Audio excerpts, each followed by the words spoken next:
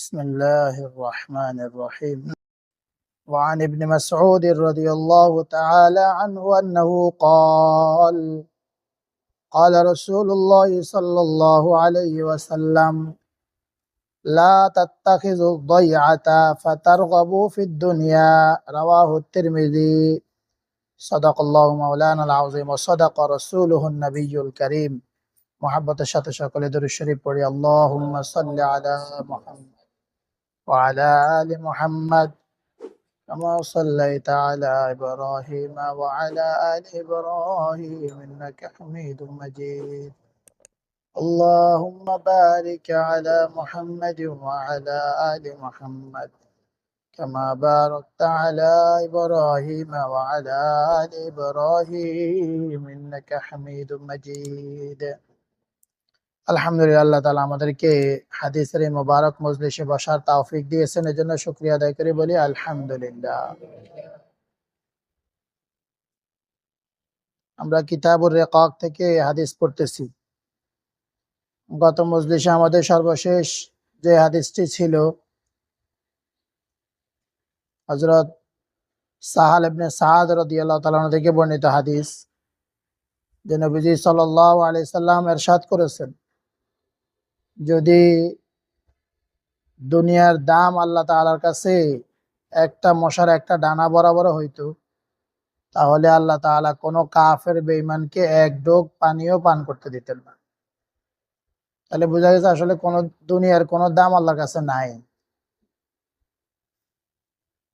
এর কোনো দামে নাই। এটা কোনো কি নাই বলেন, যে দুনিয়ারে আমরা আমাদের ইজ্জত সম্মান মনে করতেছি, ওই দুনিয়ার কোনো দাম আল্লাহর কাছে নাই, বরঞ্চ পুরাটাই অভিশপ্ত। দাম তো নাই, আরো কি বলেন, এর আগের হাদিসে নবীজি বলেছেন অভিশপ্ত। মনে আছে নি আপনাদের হাদিসের কথা? আলা ইন্নাদ দুনিয়া মালউনুন মালউনাতুন মালউনুন মা ফিহা। দুনিয়া অভিশপ্ত, দুনিয়ার মধ্যে যা আছে সব অভিশপ্ত। তাহলে দাম তো নাই, উল্টা আরো কি বলেন, অভিশপ্ত। শুধু আল্লাহ তাআলার জিকির, আল্লাহ তাআলার আনুগত্য এবং আলেম আর হলো আলেমের ছাত্র ছাড়া, এই চারটা জিনিস ছাড়া বাকি সব অভিশপ্ত। এই জন্য আমরা দুনিয়াতে থাকবো এই চারটা জিনিসের সাথে সম্পৃক্ত হয়ে। দুনিয়াও আমরা গ্রহণ করব যদি এই চারটা জিনিসের সাথে সম্পৃক্ত হয়। যদি কি হয় বলেন, এই চারটা জিনিসের সাথে সম্পৃক্ত হয়, তাহলে বলেন আমাদের কি অবস্থা? এই কোনো দাম নাই এই দুনিয়ার জন্য আমাদের আগ্রহ বেশি, নাকি ওই দামি জান্নাতের জন্য আগ্রহ বেশি? বলেন আমাদের অন্তরে কিসের আগ্রহ বেশি? নিশ্চিত সবাই কথা বলতে বাধ্য হব যে আমাদের অন্তরে দুনিয়ার লোভ লালসা, দুনিয়ার আগ্রহই বেশি, দুনিয়ার কাজকর্মই আমরা বেশি করি, দুনিয়ার লোভ আর লালসাই আমাদের অন্তরে বেশি। দুনিয়ার মান মর্যাদা পাওয়ার লোভ, দুনিয়ার সম্পদ পাওয়ার লোভ, আকাঙ্ক্ষা, এগুলোই আমাদের কাছে কি বলেন বেশি। আজকে যে হাদিসটা পড়েছি হযরতে আব্দুল্লাহ ইবনে মাসউদ রাদিয়াল্লাহু তাআলা আনহু থেকে বর্ণিত, তিনি বলেন রাসূল করিম সাল্লাল্লাহু আলাইহি ওয়াসাল্লাম ইরশাদ করেছেন, লা তাত্তাখিযু দাইআতা। তোমরা, এই যে আমাদের আগের হাদিসের সাথে সম্পৃক্ত, তোমরা দুনিয়ার কোনো কাজ কর্ম অতি আগ্রহের সাথে গ্রহণ করিও না। ফাতারগাবু ফিদ দুনিয়া, তাহলে তোমরা দুনিয়ার দিকে আকৃষ্ট হয়ে পড়বে। দুনিয়ার কোনো কাজ কি করিও না, অতি আগ্রহের সহিত গ্রহণ করিও না, তাহলে তোমরা দুনিয়ার প্রতি আকৃষ্ট হয়ে পড়বে। অর্থাৎ দুনিয়ার প্রতি, দুনিয়ায় থাকবো, দুনিয়া করব, কিন্তু আকৃষ্ট হয়ে না, অতি আগ্রহে না, বরং প্রয়োজন হিসেবে। কি হিসেবে বলে? প্রয়োজন হিসেবে, প্রয়োজন হিসেবে, অতি আগ্রহ নিয়ে না। বুঝছেন না কথা? কিন্তু বলেন দুনিয়ার কাজ কামে আমাদের আগ্রহ কেমন? তাহলে তোমরা দুনিয়ার প্রতি আকৃষ্ট হয়ে যাবে। তো দুনিয়ার প্রতি যে আকৃষ্ট হয়, দুনিয়ার প্রতি লোভী হয়, তো হের ঠিকানা কি হইবা? দুনিয়ার লোভ লালসাই তো সবচাইতে বড় কি বলেন, সবচাইতে বড় গুনাহ। সমস্ত গুনার মূলে তো হইলো দুনিয়ার প্রতি আকৃষ্ট হওয়া। বলেন দোস্ত, আসলে আমাদের দুনিয়ার কাজকর্ম আমরা কি পরিমাণ আগ্রহ নিয়ে করি, আর দিনই কাজগুলো কি পরিমাণ অনাগ্রহ নিয়ে করি। যেগুলো আমরা করি টুকটাক যা করি আর কি, মনে করেন নামাজের কথাই বলেন, নামাজে আমাদের অন্তরের কি অবস্থা, আর আপনার মনে করেন দুনিয়ার দোকানদারির কথাই কন, কি পরিমাণ আগ্রহ। তো নবী সাল্লাল্লাহু আলাইহি ওয়াসাল্লাম কি বলতেছেন, তোমরা দয়আতুন লা তাত্তাখিযু দয়আতা, দয়আতুন শব্দের শাব্দিক অর্থ হলো ক্ষেত খামার, এই চাষবাস ইত্যাদি তোমরা আগ্রহের সাথে গ্রহণ করিও না। এটা নবীজি ধরেন উদাহরণ হিসেবে বলেছেন, অর্থাৎ দুনিয়ার যে কোনো কাজ, দুনিয়ার কি বলেন, মুহাদ্দিসিনে কেরাম ব্যাখ্যায় বলেছেন দুনিয়ার যে কোনো কাজ তোমরা অতি আগ্রহের সাথে কি করিও না, গ্রহণ করিও না, তাহলে তোমরা দুনিয়ার প্রতি আকৃষ্ট হয়ে যাবে। এই যে মনে করেন ফজরের পরে যারা কোরআন শরীফ পড়ে, এদেরকে বারবার বলি, ফজর নামাজের পরে কোরআন শরীফ পড়া কি পরিমাণ অনাগ্রহ, মানে না পাইতে মাঝে মাঝে আসে আর কি। এই একদিন রাত্রে একটু বেশি গরম পড়ছে, নাই সকালে নাই, ঘুমাইতে পারছি না, কি পারছে না বলেন, ঘুমাইতে পারছি না। এরপরে একটু ঠান্ডা পড়ছে সকালবেলা, এদিন নাই, কিরে কি হয়েছে, কয় যে ঠান্ডা পড়ছে, মানে গরম পড়লেও নাই, ঠান্ডা পড়লেও কি নাই। তো বলেন দোস্ত, আসলে কি অবস্থা বলেন, আমরা কোনটাকে আগ্রহের সাথে গ্রহণ করছি, দুনিয়ার কাজটাকে, দুনিয়ার ঘুমটাকে আগ্রহের সাথে গ্রহণ করলাম, আর সকালবেলার কোরআন তেলাওয়াতকে কি করলাম না, ওইরকম আগ্রহ নিয়ে গ্রহণ করলাম না। তাহলে নবীজি কি বলতেছেন, তাহলে তোমরা দুনিয়ার প্রতি আকৃষ্ট হয়ে যাবে। নাউজুবিল্লাহ বলেন।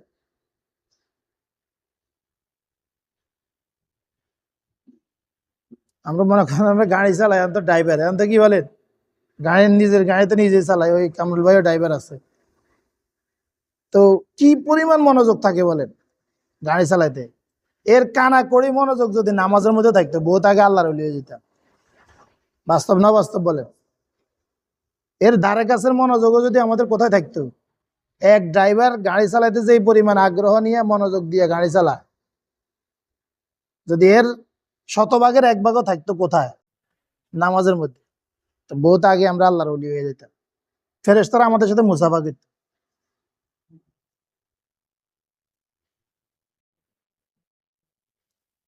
আল্লাহ আল্লাহ তাআলা আমাদেরকে বোঝার তৌফিক দান করেন।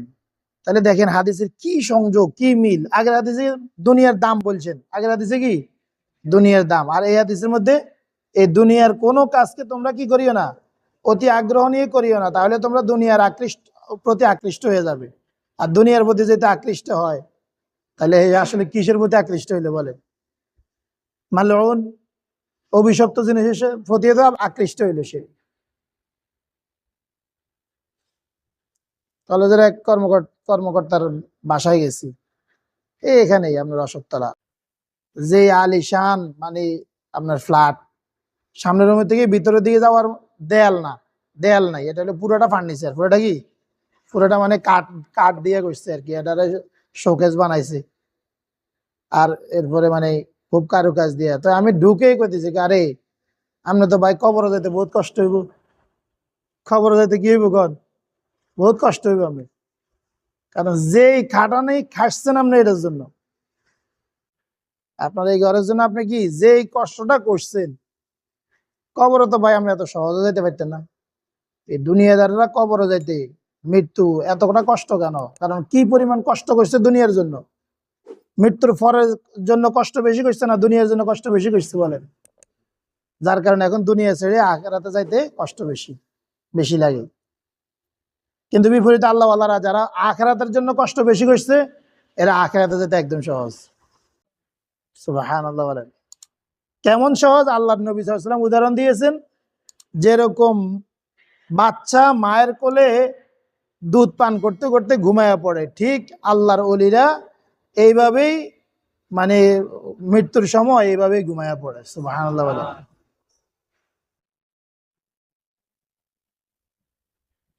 আল্লাহ তাআলা আমাদেরকে বোঝার তৌফিক দান করেন। এই সরোয়ার ভাই, হোসেন ভাইরা বহুত কষ্ট করে ইমাম সাহেব মুয়াজ্জিন সাহেব বাসা করছে, ঘর করে দিছে, ঠিক আছে নি, কিন্তু মানে আমি বাইরে হোসেন ভাই মাঝে মাঝে খুব কইছে, হুজুর আপনি কোনো কিছু কথা কর না, আপনি কি মাতেন না, বেচারা মেলা আমারে কইতো, কিন্তু আমি এড়াইয়া গেছি। কারণ এটা যত কষ্ট করি আমি তত এটার সাথে আমার কি লাগি যাবো কন, মানে মন লাগি যাবে, মন লেগে যাবে। এটা হইলো বাস্তব। পরে এখান থেকে যাইতে কষ্ট হইব, পরে এখান থেকে কি হইব কন, যাইতে কষ্ট হইব। তো দরকার কি আমার এটা লাগে মন লাগানোর কি কাম? আমি যেন যে কোনো টাইমে যাইতে আমার কি না হয়, কষ্ট না হয়। কিন্তু বিপরীতে আমার সাথে জন মনে করেন হে যাইতে কি কষ্টটা হইব কর না, আপনারাই কর। কারণ বেচারা যে যে একটা কষ্ট করছে,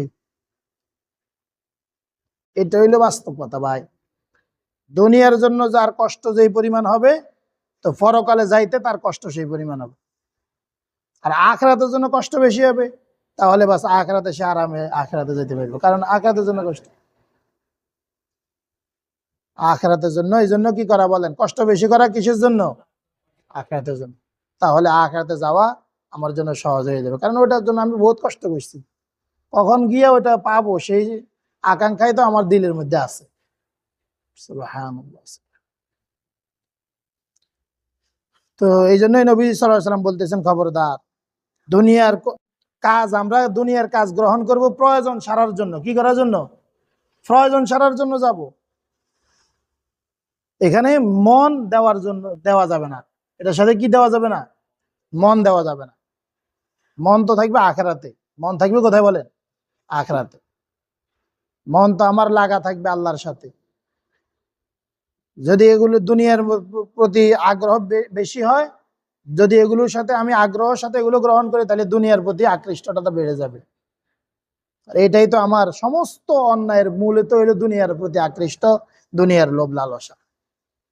হুব্বুদ দুনিয়া রাসু কুল্লি খাতিয়া, নবী সাল্লাল্লাহু আলাইহি ওয়াসাল্লাম তো বলেছে যে দুনিয়ার ভালোবাসাই সমস্ত অন্যায়ের মূল, সমস্ত গুনাহের মূল হলো কি বলেন? দুনিয়ার প্রতি। প্রত্যেকটা গুনাহ মানে হলো দুনিয়ার মহব্বত। প্রতিটা গুনাহ কি বলেন? দুনিয়ার মহব্বত। প্রত্যেকটা গুনাহ দুনিয়ার মহব্বত। বন্ধুরা, আপনারা আমার কথাগুলো বুঝতেছেন? وعن أبي موسى رضي الله تعالى عنه أنه قال قال رسول الله صلى الله عليه وسلم من أحب دنيا أضر بآخرته ومن أحب آخرته أضر بدنيا فآثروا ما يبقى على ما يفنى। হযরত আবু মুসা রাদিয়াল্লাহু তাআলা আনহু থেকে বর্ণিত, তিনি বলেন রাসূল করিম সাল্লাল্লাহু আলাইহি ওয়াসাল্লাম ইরশাদ করেছেন, যে ব্যক্তি দুনিয়াকে অধিক ভালোবাসে, যে দুনিয়াকে ভালোবাসে, তার আখিরাত নষ্ট হয়, তার আখিরাত কি হয়? ক্ষতিগ্রস্ত হয়। যে দুনিয়াকে ভালোবাসে তার আখিরাত কি হয়? ক্ষতিগ্রস্ত হয়। আর যে আখিরাতকে ভালোবাসে তার দুনিয়া ক্ষতিগ্রস্ত হয়। যে আখিরাতকে ভালোবাসে তার কি হয়? বুঝেন না কথা? দুনিয়াকে ভালোবাসলে কি ক্ষতিগ্রস্ত হয়? আর আখিরাতকে ভালোবাসলে কি হয়? দুনিয়া ক্ষতিগ্রস্ত হইবই। মনে করেন এক দোকানদার, এখন আজান হয়ে গেছে, হে তো আখিরাতকে ভালোবাসে, ছুটে আসছে নামাজে, ওইদিকে তার বেচা কিনা একটু লস হয়ে গেছে, দুনিয়া একটু কি হয়ে গেছে?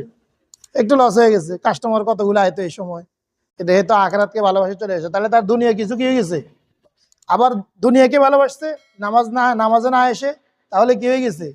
আখিরাত নষ্ট হয়ে গেছে। এবার বলেন কোন নষ্ট, কোনটার নষ্ট হওয়া বেশি ক্ষতি? দুনিয়া নষ্ট হওয়া না আখিরাত নষ্ট হওয়া? আখিরাত নষ্ট হওয়া কি পরিমাণ ক্ষতি, কি পরিমাণ ক্ষতি। এরপরে নবী সাল্লাল্লাহু আলাইহি ওয়াসাল্লাম বলতেছেন, ফাসিরু মা ইয়াবকা আলা মা ইয়াফনা। অতএব আমার উম্মতরা শুনো, ওই জিনিসটাকে তোমরা প্রাধান্য দাও, ওই জিনিসের উপরে যেটা না, যেটা চিরস্থায়ী সেটাকে তোমরা ওই জিনিসের উপরে প্রাধান্য দাও, যেটা ক্ষণস্থায়ী, যেটা ধ্বংস হয়ে যাবে। তোমরা কি করো? যেটা ধ্বংস হয়ে যাবে ওই জিনিসের উপরে, যেটা চিরস্থায়ী সেটাকে কি করো? প্রাধান্য দাও। তাহলে কোন নষ্ট হওয়া বেশি ক্ষতিকর? আখিরাত নষ্ট হওয়া কি বলেন? দুনিয়ার নষ্ট হওয়া এটা তো বাড়ি এমনিতেই ধ্বংস হয়ে যাবে, এমনিতেই কি হয়ে যাবে বলেন? ধ্বংস হয়ে যাবে। আমি পাইলেও ধ্বংস হবে, না পাইলেও কি হবে? ধ্বংস হয়ে যাবে, শেষ হয়ে যাবে। কিন্তু আমার আখিরাত নষ্ট হওয়া মানে তো সব শেষ।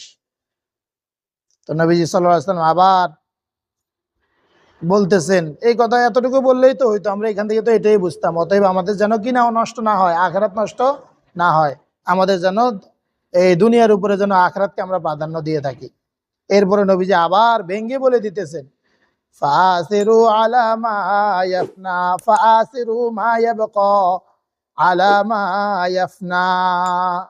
যা বাকি থাকবে, যা চিরদিন থাকবে সেটাকে, যেটা ধ্বংস হয়ে যাবে সেটার উপরে কি করো, প্রাধান্য দিয়ে থাকো, প্রাধান্য দাও। কিন্তু আমরা কোনটার উপরে কোনটা প্রাধান্য দিতেছি বলেন? وعن ابي هريره رضي الله تعالى عنه عن النبي صلى الله عليه وسلم انه قال لعن عبد الدينار ولعن عبد الدرهم رواه الترمذي। হযরত আবু হুরায়রা রাদিয়াল্লাহু তাআলা আনহু থেকে বর্ণিত, তিনি নবীজি সাল্লাল্লাহু আলাইহি সাল্লাম থেকে বর্ণনা করেছেন, নবীজি সাল্লাল্লাহু আলাইহি সাল্লাম ইরশাদ করেছেন, দিনার এবং দিরহামের গোলামের উপরে লানত করা হয়েছে, অভিশাপ করা হয়েছে। দিন আর দিরহামের গোলাম, টাকা পয়সার গোলাম আর কি, কিসের গোলাম? টাকা পয়সার গোলামের উপরে লানত করা হয়েছে, অর্থাৎ দুনিয়ার গোলাম। দুনিয়ার গোলাম মানে কি? দুনিয়া করতে গিয়ে আখিরাত ছুটে, দুনিয়া করতে গিয়ে কি ছুটে? এটাই হইলো দুনিয়ার গোলাম। এটাই হইলো টাকা পয়সা অর্জন করতে গিয়া আখিরাত ছুটে, এটা হইলো কিসের গোলাম বলেন? টাকা পয়সার গোলাম। এই টাকা পয়সার গোলাম যারা, এদের উপরে লানত করা হয়েছে, নাউজুবিল্লাহ বলে। وعن كعب بن مالك رضي الله تعالى عنه أنه عن أبيه أنه قال قال رسول الله صلى الله عليه وسلم ما ذئبان جائعان أرسلا في غنم بأفسد لها من حرص المرء على المال والشرف لدينه। হযরত কাব ইবনে মালিক তার বাবা থেকে, তার বাবা রাসূল করিম সাল্লাল্লাহু আলাইহি সাল্লাম থেকে ইরশাদ করেন, আল্লাহ রাসূল সাল্লাল্লাহু আলাইহি সাল্লাম ইরশাদ করেছেন, দুইটা ক্ষুধার্ত বাঘ, দুইটি ক্ষুধার্ত বাঘ যদি বকরির পালের উপরে ছেড়ে দেওয়া হয়, দুইটা ক্ষুধার্ত বাঘ বকরির পালের উপরে ছেড়ে দেওয়া হলে ওই বকরির পাল যেই পরিমাণ ক্ষতিগ্রস্ত হবে, কোন মানুষের দুনিয়ার লোভ তার দিনকে এর চাইতেও বেশি ক্ষতিগ্রস্ত করে। কত ভাবে নবীজি বুঝাইতেছেন আমাদেরকে, কত ভাবে বুঝাইতেছেন। বুঝতে পেরেছেন বন্ধুরা কথা? হাদিসের অর্থ বুঝছেন?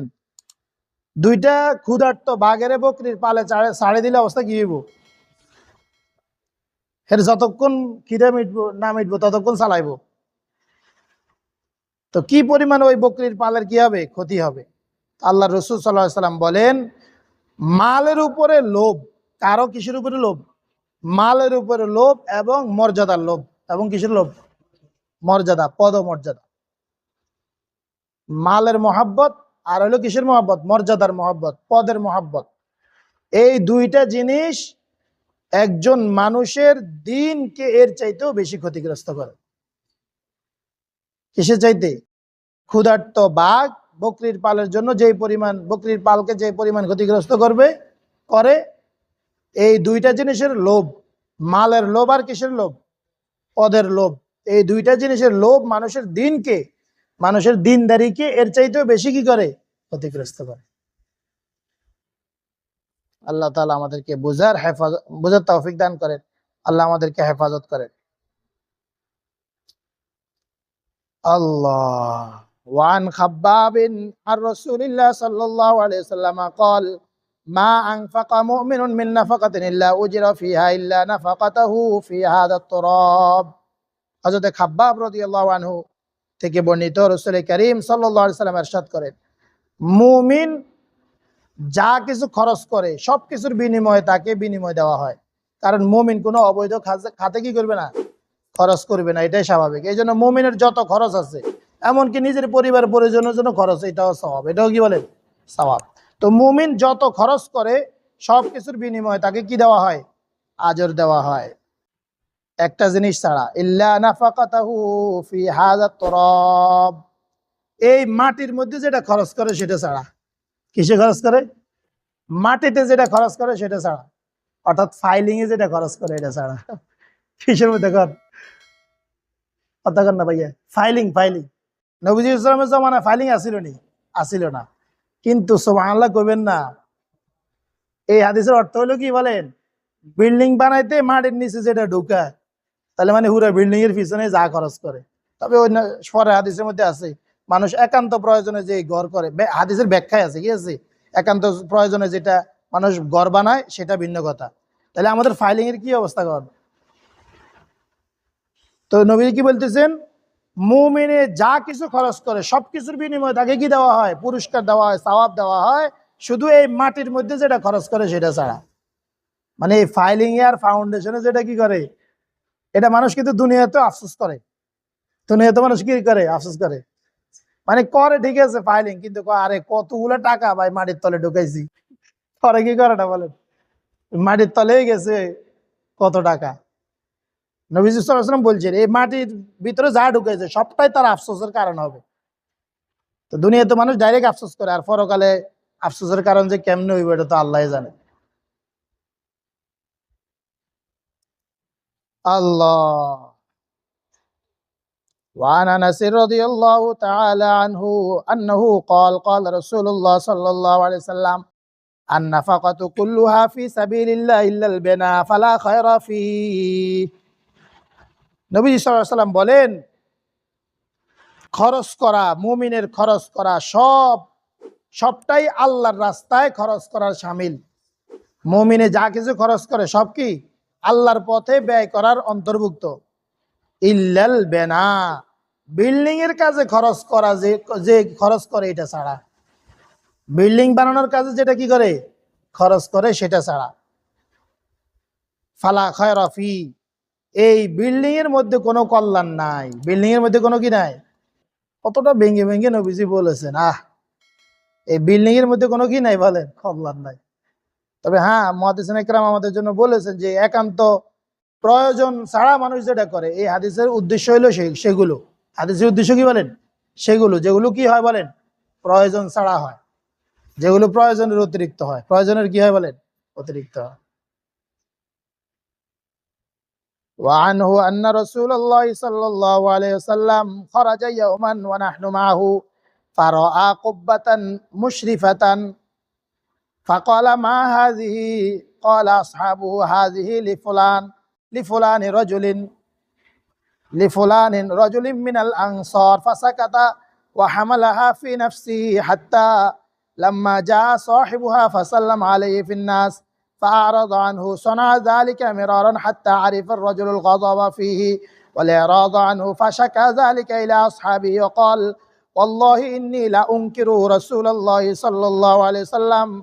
قالوا خرج فرأى قبتك فرجع الرجل إلى قبته فهدمها حتى سواها بالأرض। লম্বা হাদিস। সাহাবা ইকরাম রাদিয়াল্লাহু আনহুম আজমাইনগণ রাসূল সাল্লাল্লাহু আলাইহি ওয়াসাল্লামের কে কি পরিমাণ ভালোবাসতেন কিছুটা নমুনাতে শুনেন। হযরতে আনাস রাদিয়াল্লাহু তাআলা আনহু থেকে বর্ণিত, তিনি বলেন, একদিন নবীজি সাল্লাল্লাহু আলাইহি ওয়াসাল্লাম বের হয়েছেন, আমরাও তার সাথে ছিলাম। তো নবীজি একটা পাকা ঘর দেখতে পাইলেন। একটা কি দেখতে পাইলেন? পাকা ঘর দেখতে পাইলেন। তো নবীজি বললেন মা হাজি, এটা কি আবার? নবীজি অবাক আশ্চর্য ভাবে জিজ্ঞেস করলেন এটা কি? সাহাবা একরাম বললেন এটা হলো অমুক লোকের অমুকের ঘর। এটা হলো কি বলেন? অমুকের ঘর। নবীজি কিছু বললেন না, শুধু জিজ্ঞেস করলেন এটা কার, এটা কি আবার, এটা করছে কে, বাস জিজ্ঞেস করলেন। এরপরে নবীজি চুপ হয়ে গেলেন। এরপরে যখন নবীজির ওই সাহাবী যখন নবীজির কাছে আসলেন, ফাসাল্লাম আলাই, নবীজিকে সালাম দিলেন, মানুষের মধ্যে নবীজিকে সালাম দিলেন। ফাআরাযা আনহু, নবীজি তাকে একটু এড়িয়ে গেলেন, নবীজি তার থেকে মুখ ফিরিয়ে নিলেন। কি করলেন বলেন? মুখ ফিরিয়ে নিলেন। সনা যালিকা মিরারান, সে আরেক দিকে গিয়ে নবীজিকে সালাম দিয়েছে, নবীজি আরেক দিকে ফিরে গেছে। এইভাবে কয়েকবার এরকম হয়েছে। হাত্তা আরিফার রজুলুল গযাবা ফি, মানুষ বুঝতে পারছে না, ওই লোকটা বুঝতে পারছে যে তার ব্যাপারে নবীজির কি হয়ে গেছে, গোসা, রাগ আছে নবীজির অন্তরে, সেটা বুঝতে পারছে। বলে রাদ আনহু, এবং তার প্রতি নবীজির এই মানে তাকে অনীহার ভাব নবীজির মধ্যে আছে, সে বুঝতে পারছে। ফাশাকা যালিকা ইলা আসহাবি, সে সাহাবীদের সাথে এটা আলোচনা করছে। অন্যান্য সাহাবীদের সাথে কি করেছেন যে ভাই ঘটনা কি, নবীজি আমার সালামের উত্তর নিতেছে না, আবার সালাম দিলে অন্যদিকে ফিরে যাইতেছে, আমি তো বুঝতেছি না ঘটনা কি। ওয়াকালা ওয়াল্লাহি ইন্নী লা উনকিরু রাসূলুল্লাহি সাল্লাল্লাহু আলাইহি সাল্লাম, এবং সাহাবীদের সাথে বলতেছেন যে আল্লাহর কসম আমি তো নবীজির মধ্যে একটা আমার ব্যাপারে একটা অন্যরকম অবস্থা দেখতেছি। তখন সাহাবা একরাম ঘটনা বলছেন যে নবীজি এই তোমার বাড়ির পাশ দিয়ে গেছে আর তোমার পাকা ঘরটা নজরে বসছে, তো নবীজি এমন এমন আমাদেরকে জিজ্ঞেস করেছেন, কিন্তু জবান দিয়ে কিছু কি করে নাই, বলেন নাই। লোকটা বুঝে ফেলছে, লোকটা কি বলেন বুঝে ফেলছে। সে সঙ্গে সঙ্গে নবীজির মজলিস থেকে উঠে গেছে। ফারাজার রাজুলু ইলা কুব্বাতিহি ফাহাদামাহা হাত্তা সাওয়াহা বিল আরদি। বাস আমার দোস্ত, এটাই যথেষ্ট, এতটুকুই যথেষ্ট। এবার এই লোকটা চলে গেছে তার ঘরে, এই ঘরটাকে ভেঙ্গে মাটির সাথে মিশাইয়া দিছে। সুবহানাল্লাহ বলে, ঘরটার ভাঙে কি করছে, মাটির সাথে মিশাই দিছে। যে এই ঘরের কারণে রসুল আমার প্রতি কি, আমার প্রতি অপছন্দনীয়তার ভাব, আমার প্রতি নারাজ, এই জন্য সে গিয়া এই ঘরটা ভেঙ্গে একেবারে মাটির সাথে মিশাই দিছে। ফাখরাজা রাসূলুল্লাহ, এরপরে আসি আবার নবীজিকে বলেও নাই যে ইয়া রাসূলুল্লাহ আমি ভাঙ্গি দিছি, এই কথা কিন্তু বলে নাই। আবার নবীজি আরেকদিন এই দিক দিয়ে যাওয়ার সময় নবীজি তখন এই ঘরটা আর দেখতে পাইলেন না। তো নবীজি তখন আবার জিজ্ঞেস করলেন মা ফাআলাতিল কুব্বাতু, আরে এই ঘরের কি হইল রে, এই ঘরটা কই? ক্বালু শাকা ইলাইনা সাহিবুহা ইয়ারাদাকা ফাআখবারনাহু ফাহাদামাহা ফাকালা আমা ইন্না কুল্লা বিনাইন ওয়াবালুন আলা সাহিবিহি ইল্লা মা লা ইয়ানি ইল্লা মা লা বুদ্দা মিনহু। তো সাহাবা একরাম বললেন যে শাকা ইলাইনা সাহিবুহা, আপনার সাথী আপনার এই সাহাবী আমাদের কাছে আপনি যে তার প্রতি নারাজ এই বিষয়টা আমাদের সাথে আলোচনা করেছে, তো আমরা তাকে খবর দিলাম, আপনার নারাজের বিষয়টা তাকে কি দিলাম, খবর দিলাম। ফাহাদা মাহা, সেটাকে ভেঙে ফেলেছে। সুবহানাল্লাহ। তখন নবীজি বললেন ও আমার উম্মতেরা শুনো, নিশ্চয়ই প্রতিটা বিল্ডিং, প্রতিটা দালান, প্রতিটা বিল্ডিং ওয়াবালুন আলা সাহিবিহি, তার এই মালিকের জন্য অবাল হবে, বিপদের কারণ হবে। নাউজুবিল্লাহ বলে, প্রত্যেকটা বিল্ডিং তার মালিকের জন্য কি হবে, বিপদের কারণ হবে। ইল্লা মালা ইয়ানি ইল্লা মালা বুদ্দা মিনহু, তবে যেটা একান্ত প্রয়োজনে করা হয়েছে সেটা ছাড়া, এবং যেটা ছাড়া কোনো উপায় নাই সেটা ছাড়া, যেটা ছাড়া কোনো উপায় নাই সেটা ছাড়া, আর যেটা একান্ত প্রয়োজনে করা হয়েছে সেটা ছাড়া। তাহলে চিন্তা করেন, আপনি ছেলে মেয়ে সব মিলে নাহলে 5 জনে আছেন, তাহলে 5 রুম নাহলে 6 রুম নাহলে 10 রুমওয়ালা 2 ইউনিট 2 ফ্ল্যাটওয়ালা একটা ঘরে লেতে সারে, 1 ফ্লোর 1 তালা, কিন্তু আপনার যে 5 তালা হয়ে গেছে, 10 তালা করার জন্য যে বেউস ব্যাংকের থেকে লোন নিয়ে করতেছে। বলেন আমাদের এই গলির মধ্যে যত বাড়ি আছে বেশিরভাগ বাড়ি লোনের উপরে করছে কি হচ্ছে না? তো রসুলের কথা কি সত্য না মিথ্যা? এগুলা যতগুলা বাড়ি লোনের উপরে করছে সব বিপদের কারণ হইব না? এবং যেগুলো প্রয়োজনের অতিরিক্ত হয়েছে, যেগুলো মনে করেন আপনি ভাড়া দিচ্ছেন, ভাড়া দেওয়ার নিয়তে করছেন, যাই হোক হালাল টাকা দিয়ে করছেন, কিন্তু আপনার 2 ইউনিটের ভাড়া দিয়ে আপনার পরিবার চলে, পরিবার কি, কিন্তু আপনি করে রেখেছেন হলো 10 ইউনিট। এবার এটাও প্রয়োজনের অতিরিক্ত হয়েছে না? তাহলে সেটা অবাল হবে না? সেটা কিসের কারণ হবে বলেন? বিপদের কারণ হবে না? যাই হোক বন্ধুরা, আসলে ইসলাম কি শুধু নামাজ পড়ার নাম নেই বলেন? না, আমার ঘর কেমনে হইব এটার মধ্যে ইসলামের সমাধান আছে, ইসলামের বিষয় আছে না নাই বলে? আমি ঘর কিভাবে বানাবো, কতটুকু হইলে আমার হয়, এটার ব্যাপারেও ইসলামের বিধিবিধান আছে না নাই বলে? সুবহানাল্লাহ বলবেন না? আল্লাহ আল্লাহ তাআলা আমাদেরকে বোঝার তৌফিক দান করেন। এখন কতটুকু প্রয়োজন এটা বলতে গেলে তো ইমাম সাহেবও ধরা খাইবে, এটা বলতে গেলে কি বলে, ইমাম সাহেব ধরা খাইবে 1 নম্বরে, কোথায় আমরা বলে। আর দোস্ত সাহাবীর অন্তরে নবীজির ভালোবাসা কেমন দেখে, জবান দিয়ে কিছু বলে নাই, শুধু মানে একটু অনীহা ভাব দেখাইছে নবীজি। ওনার এই ঘর উনি কি করছে, ভেঙ্গে মাটির সাথে মিশিয়ে দিছে, যে কারণে আমার রসুল নারাজ, ওটা আমার দরকার নাই। আর কত রসুলের কত আদেশ, সরাসরি আদেশ আমরা কি করতেছি বলেন, লঙ্ঘন করতেছি। শুধু রসুলের আদেশ যেগুলো এগুলোই লঙ্ঘন করে না, আল্লাহটাও লঙ্ঘন করে, কিন্তু এরপরও হে মানে আশেখ রসুল, হে কি গণ, আবার হে আবার সাহাবিদেরকেও গালিও দেয়, নাউজুবিল্লাহ বলেন। আর রসুলের সাহাবি, রসুল বলার আগে না, রসুল বলতে হয় না, ইশারা ইঙ্গিতে করলে বুঝাইলেও কি করে দেয় বলেন, ওটা করার জন্য জান প্রাণ কোরবান করে দিতেছে। নবীজির ইশারা ইঙ্গিত বাস্তবায়ন করার জন্য সাহাবীরা কি করে দিতেছেন বলেন, নিজের জান মাল সব কোরবান করে দিতেছে। আর আমরা রসুলের সরাসরি আদেশগুলোর দৈনিক কি পরিমাণ লঙ্ঘন করি বলেন। অথচ সাহাবীদের জন্য নবীজির কথাগুলো যেমন, আমাদের জন্য তো তেমনই। আমাদের জন্য কি বলেন, দাঁড়িয়ে রাখার আদেশ সাহাবীদের জন্য নবীজির যেমন, আমাদের জন্য কি এর ব্যতিক্রম নাকি? সেম আমাদের জন্য তেমন না। এক সাহাবীর একটা মাত্র দাঁড়িয়ে ছিল, কয়টা? একটা দাঁড়িয়ে ছিল। পরে এই সাহাবী দিকে যখনই নবীজি তাকাইতেন তখনই নবীজি হাসতেন। নবীজি কি করতেন? কিন্তু সাহাবী নবীজির হাসির অর্থটা বুঝতে পারলেন না। ইনি ভাবছেন যে নবীজি কি অপছন্দ করতেছে নাকি, ইনি দাঁড়িটা ফালাই দিচ্ছে। দাঁড়িটা কি বলেন, ফালাই দিচ্ছে। এরপরে নবীজি যখন দেখছে তাকে দাঁড়িয়ে একটা দাঁড়িয়ে নাই তার গালের মধ্যে, নবীজি সাল্লাল্লাহু আলাইহি সাল্লাম তার দিকে তাকাইয়া সঙ্গে সঙ্গে চেহারা মলিন করে অন্যদিকে তাকায় ফেলছে। নাউজুবিল্লাহ বলবেন না। কয়টা দাঁড়িয়ে ছিল? অনেকে কইলে দাঁড়িয়ে এনো ভালো করে উঠছে না, আল্লাহ এতে কাটে, এই জন্য এতে কি করতেছে বলেন, কামাইতেছে, এই জন্য ভালো করে উঠছে না। মানে এবার সাহাবী তো পেরেশান হয়ে গেছে। পরে জিজ্ঞেস করেছি, ইয়া রাসূলুল্লাহ, আপনি আমার একটা মাত্র দাঁড়িয়ে ছিল, আপনি আমার দিকে তাকায় তাকায় হাসতেন, ইয়া রাসূলুল্লাহ আমি বুঝছি আপনি হয়তো মানে আপনার পছন্দ না এই জন্য হাসতেছেন, আমি তো এরকম বুঝছি, যার কারণে আমি দাঁড়িয়ে কি করছি। তখন নবী সাল্লাল্লাহু আলাইহি ওয়াসাল্লাম বলতেছেন, আরে আমার সাহাবী, তোমার এই একটা দাঁড়ির দিকে আমি তাকায় কি জন্য হাসতাম? আমি তো হাসতাম এই জন্য, আমি দেখতাম ৭০,০০০ ফেরেশতা তোমার দাঁড়ি নিয়ে খেলা করতে আছে, তাদের কাণ্ড দেখে আমি হাসতাম। সুবহানাল্লাহ বলে।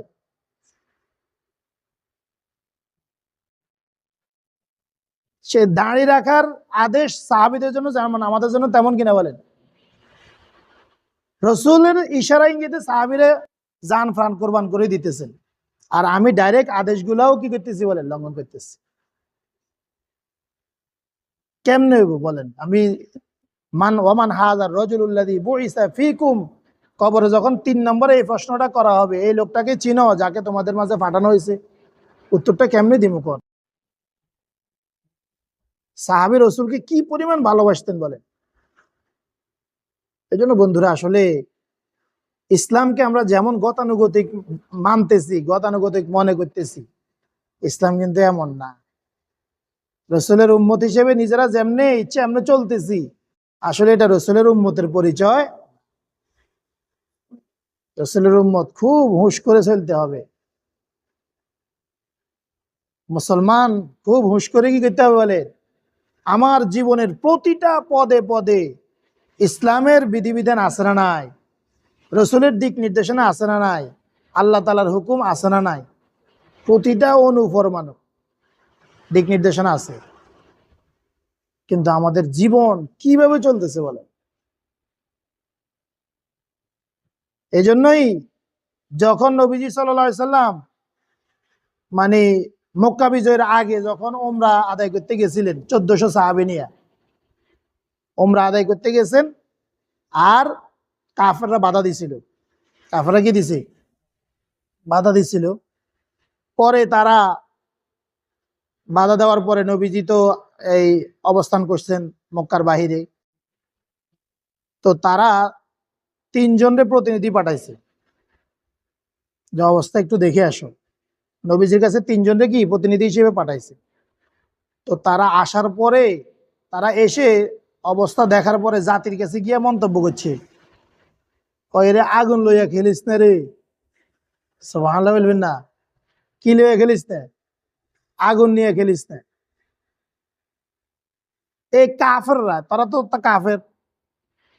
এদের মধ্যে যথাসম্ভব উরওয়া ইবনে মাসউদ পরবর্তীতে ইসলাম গ্রহণ করছেন, তখনও মুসলমান হন নাই। তিনি কসম খেয়ে বললেন আল্লাহর কসম আমি কায়সার কিসরা অর্থাৎ রোম পারস্য এদের এই সম্রাটদের দরবারে ঘোরাঘুরি করছি, পৃথিবীর বিভিন্ন দেশে দেশে আমি ঘুরছি, বহু সভ্যতা দেখছি, বহু রাজা বাদশাহ দেখছি, তাদের অনুচর সহচরদেরকেও দেখছি। কিন্তু আল্লাহর কসম মোহাম্মদ সাল্লাল্লাহু আলাইহি সাল্লামের অনুসারীরা মোহাম্মদ সাল্লাল্লাহু আলাইহি সাল্লামকে যেই পরিমাণ ভালোবাসে, তার আদেশ নিষেধগুলোকে যেই পরিমাণ বাস্তবায়ন করে, আমি পৃথিবীর কোথাও এই নজির দেখি নাই। অতএব তোরা আগুন লইয়া খেলিস না, একটো বাঁচবি না যদি লাগস। চুক্তি কর যদি বাঁচতে চাস, শান্তি চুক্তিতে আগা যদি কি করতে চাস, বাঁচতে চাস। সুবহানাল্লাহ বলবেন না?